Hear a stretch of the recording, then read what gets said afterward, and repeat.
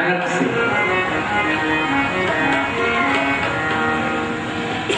हमारे देश में पहला देशद्रोही अगर कोई हुआ तो जरासंध हुआ। जयचंद और मानसिंह तो बहुत बाद में हुआ। सबसे पहला देशद्रोही किसी विदेशी शासक को इस देश पर आक्रमण करने के लिए सबसे पहले अगर किसी ने प्रेरित किया तो जरासंध ने कालयवन को वहां से विशाल से कालयवन को शिव जी का वरदान था तो अस्त्र शस्त्र से डरेगा ही नहीं। भगवान कृष्ण ने विचार किया इसे मारेंगे। इधर मथुरा वासियों ने भगवान के आगे हथियार डाल दिया, बोले हम अब जरासंध से युद्ध नहीं करेंगे। बार बार युद्ध करते हैं और बंदी बनाया जाता है, आप छोड़ देते हैं, इसलिए आप ही जानते हैं हमारे वो असुरक्षित महसूस करने लगे, बार बार आक्रमण हो रहा। भगवान ने विश्वकर्मा को आज्ञा दिया, जहाँ 3 ओर से सागर है, एक ओर रेवत नाम की पहाड़ियां, उनके मध्य में द्वारिका का निर्माण हुआ। रातों रात मथुरा वासियों को भगवान ने द्वारिका में भेज दिया। स्वयं बलराम जी के साथ मथुरा में गए। एक तरफ से जरासंध, दूसरे तरफ से कालयवन आ रहा। बलराम जी चिंतित हो उठे, बोले ना सेना ना हथियार, कैसे थोड़ी देर जरासंध को संभाल लेना और मैं कालयवन को निपटा दूंगा, बिना हथियार के कैसे युद्ध करो। भगवान ने कहा उसको शिव बाबा ने वरदान दे रखा, बिना हथियार के मारा जाएगा, उसकी मौत जहाँ है मैं वहीं ले जाके उसे छोड़ दूंगा, वो मर जाएगा। कालयवन आया, भगवान कृष्ण कालयवन के सामने, उसने कहा हथियार लेके आ, खाली हाथ आया, मैं समझौता नहीं युद्ध करूंगा, हथियार उठा। तेज गति से भगवान पैदल ही आगे बढ़े। कालयवन ने सोचा ये भय के मारे भाग रहा है, तो खड़ा रहा, मैं आ रहा हूँ। कालयवन भगवान का पीछा करने लगा, वो आगे बढ़ने लगा, एक पर्वत की गुफा में प्रवेश कर गया। रघुवंशी राजा मुचकुंद वहां सो रहे। देवासुर संग्राम में मुचकुंद ने देवताओं की मदद किया था। देवताओं को विजयश्री मिली थी और देवताओं ने पूछा मुचकुंद से क्या चाहते हो। बोले मैं बहुत थक गया हूँ, ऐसी जगह कोई बता दो जहाँ मैं निश्चिंत होकर चिरकाल तक सोता रहूं, मुझे उस पर मेरी दृष्टि पड़े तो जल जाए। देवताओं ने मथुरा के पास एक गुफा में आके सो गए। भगवान को पता, भगवान उसी गुफा में प्रवेश कर गए जहाँ मुचकुंद सो रहा था, अपना पीताम्बर डाल दिया उसके ऊपर, वो आगे निकल गए। कालयवन भी उसी गुफा में प्रवेश कर गया, देखा ओ डर के मारे भागा, थक गया है, यहाँ पीताम्बर उड़कर सो रहा है, कृष्ण ही है। खींच कर एक लात मारा तो एकदम मुचकुंद उठ के बैठ गया। जैसे मुचकुंद ने कालयवन की तरफ देखा, वो जल करके नष्ट। भगवान प्रकट हुए, भगवान को देखकर मुचकुंद ने स्तुति की। भगवान प्रसन्न। मुचकुंद ने कहा महाराज मेरे लिए कोई सेवा बताओ। भगवान ने कहा कल मेरे भक्ति का तुम प्रचार करोगे, तमाम जीवों का उद्धार करोगे, फिर मेरे धाम को प्राप्त करोगे। वही मुचकुंद महाराज कलयुग में नरसिंह भगत के नाम से जूनागढ़ में अवतरित। बलराम जी ने भीषण युद्ध करके जरासंध का मुंहतोड़ जवाब, दोनों पहाड़ी से होकर जब गुजर रहे थे, जरासंध ने आग पहाड़ी में लगवा दिया। उसने सोचा दोनों जलकर नष्ट हो गए होंगे, लेकिन कृष्ण और बलराम दोनों द्वारिका पर। रेवत नाम के एक राजा है, उनकी बेटी रेवती है। रेवती का विवाह बलराम जी से हुआ। भगवान कृष्ण अभी द्वारिका में अविवाहित। सुखदेव जी महाराज वर्णन करते हैं, कुंडलपुर नाम का नगर है विदर्भ प्रदेश में, जिसे आजकल महाराष्ट्र कहते हैं। वहाँ के राजा भीष्मक हैं। भीष्मक महाराज के 4 बेटे हैं, रुक्मी, रुक्मल, रुक्मबाहु, रुक्मकेश, और एक बेटी है रुक्मणी जो लक्ष्मी की अवतार है, विवाह के योग्य है। भीष्मक ने अपने पुत्रों से कहा कि हमने रुक्मणी के लिए वर देखा है, अगर तुम सबकी सम्मति हो तो विवाह कर दें। किसे वर के रूप में चुना?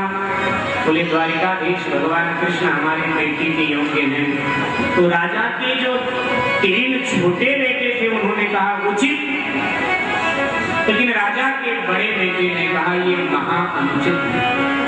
कृष्ण की तो जाति ही अभी तक नहीं निश्चित हो पाई कि क्षत्रिय है या ग्वाला है, माता पिता भी नहीं निश्चित हो पाए कौन है, और ऐसे को बेटी देना ये मूर्खता के सिवाय कुछ नहीं।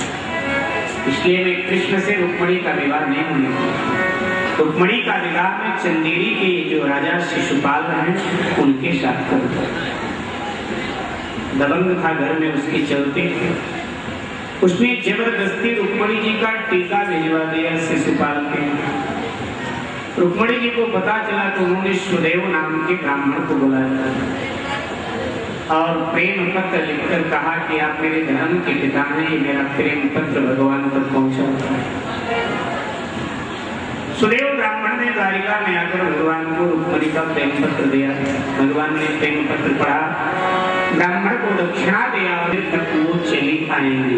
ब्याह वाले जो नगर के बाहर मंदिर है देवी माँ, वहां से द्वारिका तक मैं उन्हें ले आऊंगा, उनको बोलो चिंता न करें।